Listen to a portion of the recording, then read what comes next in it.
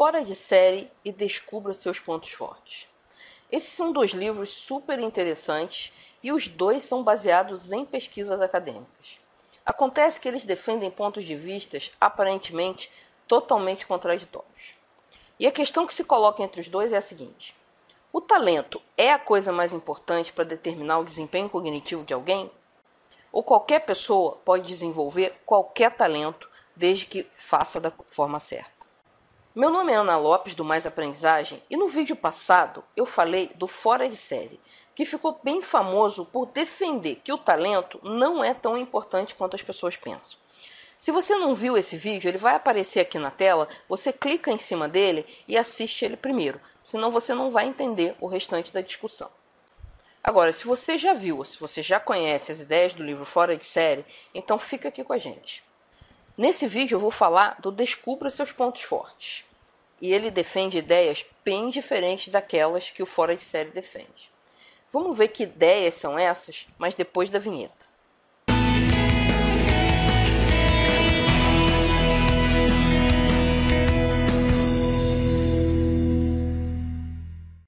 Então, da outra vez eu falei das ideias do Fora de Série, que podem ser resumidas no seguinte: o talento é uma coisa não tão importante assim, e se você se dedicar o número de horas suficiente focando na prática deliberada daquela habilidade que você quer desenvolver, você pode desenvolver um desempenho muito bom, espetacular, em qualquer área que você se dedique. E essa prática deliberada está muito baseada em você pegar os pontos fracos e atacar cada um deles. Isso tem toda uma lógica por trás que eu explico lá no vídeo anterior. Já o Descubra Seus Pontos Fortes, ele tem um outro ponto de vista que a gente vai ver agora. Ele também foi baseado em uma pesquisa muito grande, uma pesquisa de muitos anos, feita pelo autor do livro, que é o Marcus Buckingham, que fez junto com o Instituto Gallup uma pesquisa com mais de 2 milhões de pessoas. E ele estava trabalhando com empresas e o objetivo dele era descobrir quais os fatores que acabavam influenciando naquelas pessoas que tinham alto desempenho profissional nessas empresas. Então, esse era o objetivo dele. Eram empresas e ele queria saber o que realmente fazia com que um funcionário fosse muito bom, tivesse um bom desempenho, e o outro não tivesse um desempenho tão bom assim. E nós vamos pular direto para a conclusão, porque nesse caso aqui os detalhes das pesquisas não interessam muito. O que interessa é o que ele conclui dessa pesquisa. O que ele conclui é o seguinte: o ser humano ele trabalha em 34 áreas de atuação. E essas 34 áreas vão definir no que ele é bom e no que ele não é tão bom assim. Eu vou dar alguns exemplos aqui dessas 34 áreas que ele chamou de temas, para você ter uma ideia do que eu estou falando. Então, um exemplo de tema é o tema da competição. Uma pessoa que tem esse tema da competição muito forte é uma pessoa que vai ter um desempenho cognitivo muito bom quando o ambiente estimula a competição, quando o ambiente é competitivo. Se o ambiente não for competitivo, essa pessoa vai ficar desestimulada e não vai ter um desempenho tão bom assim. Outro exemplo de tema é o tema da conexão. Uma pessoa que tem o tema da conexão muito forte é uma pessoa que, para ter um bom desempenho, ela precisa estar num ambiente ao qual ela se sinta conectada. Ela pode estar conectada às pessoas, aos projetos, ao lugar em si, mas ela tem que sentir que ela está conectada, senão ela não está no melhor do seu desempenho. Outro exemplo de tema é o tema da harmonia. Então, as pessoas que têm esse tema como um tema forte na vida delas, são pessoas que funcionam melhor em ambientes harmônicos, em ambientes tranquilos. Outro tema seria o da intelecção. Então, as pessoas que têm como tema a intelecção são pessoas que funcionam muito bem se aquilo que elas estiverem fazendo exigir um grande esforço intelectual, um desempenho intelectual muito grande. Então, são pessoas que estudam muito, pessoas que têm que pensar muito, analisar com profundidade as coisas. Esse tipo de trabalho é o tipo de trabalho em que as pessoas que têm a intelecção como um ponto forte funcionam bem. Outro tema que eu achei interessante aqui para mostrar uma coisa diferente é o tema da prudência. Então, as pessoas que têm como tema a prudência são pessoas que funcionam muito bem em ambientes em que elas têm a chance de agir com prudência. São pessoas que têm que pensar, que têm que ter todas as informações para poder tomar uma determinada atitude.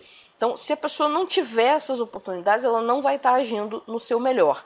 Se ela tiver, ela vai estar em alto desempenho cognitivo. Então, essa é a ideia. A grande coisa aqui é que não existem 5 temas específicos que vão, ou 10 temas, ou 15 temas, que vão definir o que é uma pessoa de alto desempenho ou não. Cada pessoa vai ter os seus temas. E é isso que completa a nossa conclusão aqui. As pessoas que têm alto desempenho, elas trabalham no que ele chama de 5 temas dominantes para elas. Ou seja, cada pessoa na face da Terra tem, dentro daqueles 34 temas, 5 nos quais elas são dominantes. E se ela procurar estar atuando a maior parte do tempo dentro desses temas dominantes, elas vão ter um alto desempenho cognitivo. Se elas estiverem fora dos temas dominantes a maior parte do tempo, então elas estão trabalhando fora da sua zona de conforto, então elas não vão ter um alto desempenho. Inclusive, se você quiser saber quais são os seus temas, existe um teste online. Se você comprar o livro, esse teste você ganha gratuitamente. Você vai ganhar um código, um endereço, você vai lá e faz o teste e descobre quais são os seus 5 temas. Se você não comprou o livro, se você já tem o livro, mas quer fazer o teste com uma outra pessoa, você pode ir lá nesse endereço e pagar um valor lá, sei lá, 10, 20, 30 dólares, eu não sei exatamente, mas é um valor relativamente baixo. Você paga para poder fazer o teste e aí ele te dá o relatório sobre os teus 5 temas. É interessante ter o livro porque o livro explica mais detalhadamente cada tema. Então o teste sem o livro ele fica meio capenga, mas é interessante você saber quais são os temas que dominam a sua vida de acordo com a pesquisa do Bookman. Independente do teste, a gente tem que voltar nessa coisa aqui que é super interessante. Para você ter um alto desempenho, você tem que descobrir quais são os 5 temas que você tem na sua vida, que são dominantes na sua vida, e trabalhar a maior parte do tempo usando esses 5 temas. Tá? Essa é a conclusão geral. E por que isso acontece? Porque esses 5 temas definem basicamente o que é a zona de conforto para você. E a zona de conforto é diferente para cada pessoa, por isso que cada pessoa tem 5 temas diferentes. E você imagina a quantidade de combinações que tem entre 34 temas, né, você pegar 5 qualquer, você está formando um certo tipo de personalidade. E quando você está trabalhando na sua zona de conforto, você trabalha com mais eficiência, porque você precisa fazer menos esforço para atingir um certo resultado. Então, a ideia que está por trás é essa. Você está trabalhando na sua zona de conforto, você vai trabalhar com mais eficiência, vai trabalhar melhor e vai ter um desempenho melhor em relação à média das pessoas. Então, isso vai definir o fato de que você tem um alto desempenho ou não tem um alto desempenho. É o fato de você estar ou não dentro dos seus 5 temas ou dentro da sua zona de conforto. E a partir dessa conclusão, ele propõe o seguinte para a pessoa que quer ter um alto desempenho. Quer dizer, um certo número de pessoas dentro dessa pesquisa tinham um desempenho maior do que a média. E se você quer ter um desempenho maior do que a média, a proposta dele é o seguinte: descubra quais são as suas áreas dominantes e foque o seu trabalho nelas. Procure ambientes e situações de trabalho em que você possa usar os temas que são dominantes para você. Porque se você faz isso a maior parte do tempo, você trabalha naquilo que é confortável, que é fácil para você, e você vai ter um desempenho superior. Essas áreas dominantes é o que eles chamam de pontos fortes. Daí o título do livro, Descubra seus pontos fortes.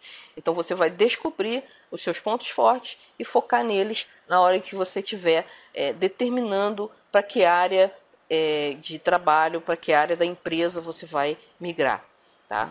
Para que área você vai se dedicar. E é aqui que a coisa fica muito esquisita, porque você vai vendo no livro que os pontos fortes eles são mais ou menos os equivalentes aos talentos naturais, né? Então, uma pessoa que tem como ponto forte a competição, ela tem um talento natural para competir e estar bem num ambiente de competição. É mais ou menos isso aí. E o próprio Buckingham cita o Gladwell e fala um pouco dessas pesquisas que colocam o talento como uma variável menor e confronta essas pesquisas. Ou seja, Quando você está atuando num talento natural, você tem um maior desempenho com um menor esforço. E isso não muda. Esse é o grande ponto de discórdia entre o livro do Buckingham, o Descubra Seus Pontos Fortes, e o livro do Gladwell, que é o Fora de Série. Porque o que acontece? O Buckingham só admite que você trabalhe nos pontos fracos se você trabalhar em regime de redução de danos.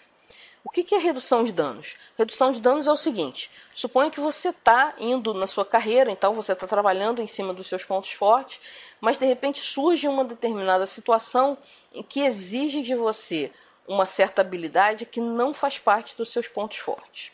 Vou dar um exemplo. O cara subiu na empresa, né, teve uma promoção e de repente ele pegou um cargo de chefia.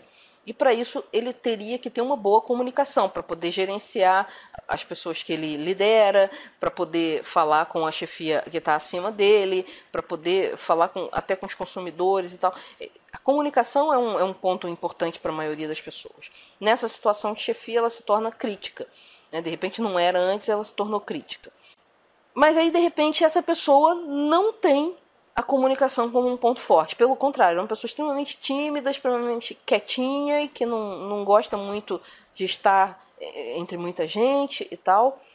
E isso começa a prejudicar a carreira dela. Ela começa a ter conflito com o funcionário dela, ela começa a não conseguir expressar suas ideias adequadamente para os seus chefes e a carreira dela estagna por causa disso. Então você está sofrendo um dano, você está sofrendo um prejuízo. Nesse caso, você teria que trabalhar esse ponto fraco, que seria a comunicação. Então você teria que fazer um curso para aprender a se comunicar melhor, ler livros sobre o assunto e praticar algumas coisas que esses livros propõem. Você tem que fazer alguma coisa para reduzir os danos que a falta daquele ponto está fazendo para você. Então, é a única situação em que o Buckingham admite que você trabalha nos pontos fracos. O que é o completo oposto do que o Gladwell propõe. O Gladwell propõe o seguinte: se você quer desenvolver uma determinada habilidade, vai fundo. Não tem esse negócio de ter talento ou não ter talento. Se você colocar o número de horas suficiente, focando nos pontos fracos, ou seja, focando exatamente naquilo que você não é bom, aí você melhora aquele ponto, melhora um outro ponto fraco, melhora um outro ponto fraco, e aí você constrói uma habilidade forte e tem um desempenho excelente. E aí as pessoas vão dizer até que você tem talento para aquilo. Então, o ponto de vista do Gladwell é que você pode e deve desenvolver os seus pontos fracos. O Buckingham já fala que não, que você só deve prestar atenção num ponto fraco se ele estiver causando algum dano ao seu desempenho. Então, são pontos de vista bastante diferentes do ponto de vista dessa coisa de pontos fortes ou pontos fracos. Mas eu acho que a questão que mais me incomoda aqui é a questão do talento. Né? O Buckingham fala muito que aqueles 5 pontos dominantes, aquelas 5 áreas dominantes, elas não mudam muito ao longo da vida. Né? Essa é a conclusão da pesquisa dele. O Gladwell já fala diferente, já fala que o talento não é tão importante assim. Que não tem essa coisa de talento natural, que a pessoa desenvolve determinadas habilidades a partir de um certo tipo de prática durante um certo número de horas. Inclusive foi através do trabalho do Gladwell que se popularizou a noção de que você precisa de 10 mil horas para ficar excelente em alguma coisa. Então são pontos de vista bastante diferentes. O ponto de vista de que você pode desenvolver qualquer talento que você queira ou que você ache necessário, e o ponto de vista de que não adianta você ficar dando murro em ponta de faca, que é melhor você focar nos seus talentos naturais, nos seus pontos fortes e só dar atenção a pontos fracos que realmente estejam causando algum tipo de prejuízo. E a questão é o que realmente funciona, já que essas duas ideias vêm de pesquisas muito fortes e muito bem fundamentadas. Funciona o quê? A prática deliberada, ou seja, você pegar uma determinada habilidade, trabalhar os pontos fracos até que eles deixem de ser fracos e você consiga dominar bem essa habilidade, ou é melhor você ficar com seus pontos fortes e desenvolvê-los ao máximo? Essa que é a grande questão que se coloca para quem lê um e lê o outro e quer saber como atingir o máximo do seu potencial, o máximo do seu desempenho. E aí eu queria que você participasse. né? Eu não vou tentar responder, tentar dar a minha resposta para essa questão aqui, tá? Ela é uma resposta um pouco elaborada, não é simplesmente sim ou não, mas eu vou dar num terceiro vídeo, que vai vir daqui a alguns dias. E enquanto isso, eu gostaria que você participasse. Eu queria que você fosse lá no blog e comentasse como que essas coisas aparecem na sua realidade. Você acha que, através da prática, você consegue desenvolver uma habilidade que antes você achava que nem tinha? Ou você acha que é melhor mesmo a pessoa pegar os pontos fortes dela e desenvolver esses pontos fortes ao máximo para que ela tenha a maior chance de ser muito bom em alguma coisa? Como é que isso tem funcionado na sua realidade? Conta uma situação em que uma ou outra coisa foi verdade para você. Eu gostaria muito de saber como que essas coisas estão acontecendo para você que acompanha o meu canal e o meu blog. Tá certo? Então, os comentários que eu vou estar acompanhando vão ser os comentários do blog, tá? Não tenho condição de acompanhar todos os canais da gente. A gente tem Facebook, tem YouTube, tem o blog. Então, eu dou prioridade ao acompanhamento do blog. Então, eu queria que você participasse comentando lá no blog o que você acha, o que funciona melhor na sua vida, na prática. Tá certo? Então, eu fico aguardando você com seus comentários e no próximo vídeo a gente vai tentar fechar algumas coisas em relação a esse conflito aí entre as ideias do Descubra Seus Pontos Fortes e do Fora de Série. Tá bom? Até a próxima.